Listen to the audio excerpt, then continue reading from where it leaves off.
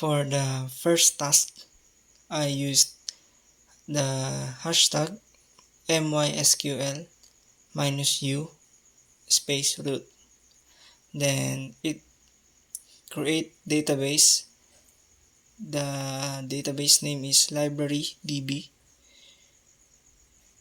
Then to further confirm, I type show databases for further information. For the task 2, first I use the library.db para mabuksan ko yung database ng library.db.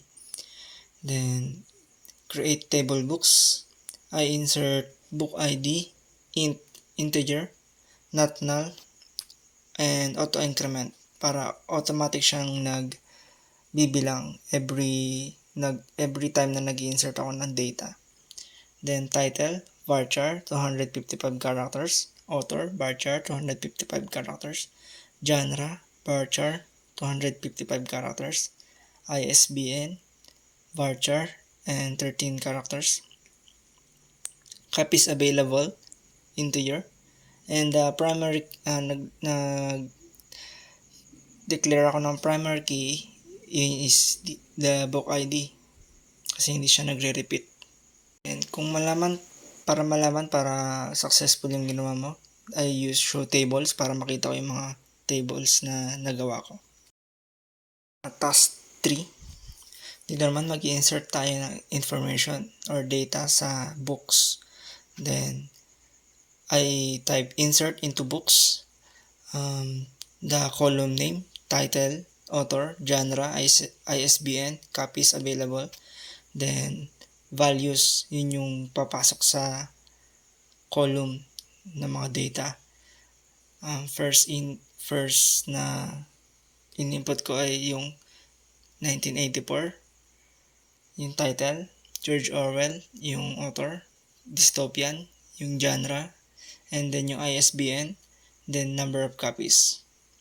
Then para makita kung na-input ko ba talaga yung information, tinype ko yung select, then from books. Then nag-insert ako ng pangalawang set of information for the Pride and Prejudice, Jane Austen, classic, then the number of copies. Then chinek ko ulit siya, select from books, For the task 4, dapat po i-display yung genre na classic lang. Then I input select from books. The books is the table name, where genre, column name is equal to sa classic, yung data mismo. Then yun, lumabas yung resulta, yung classic na genre. Then for the next task, I select the distinct get genre from books para makita ko yung mga genre na nasa books. Then the next task is show columns from books. Dito makikita natin yung structure ng ating books table. Then task 5, update books, set copies available is equals to 4, where book ID is equals to 1. So in-update ko yung data sa table ng books na sa column 1, book ID 1, yung copies available column nun, pinalitan ko yung 5 from 5 naging 4. Then chinek ko yung data kung tama ba yung input. Nag-input ako ng select from books. Then next task, delete from books where copies available is less than 5. So dinelete niya yung mga data na ang copies available is less than 5.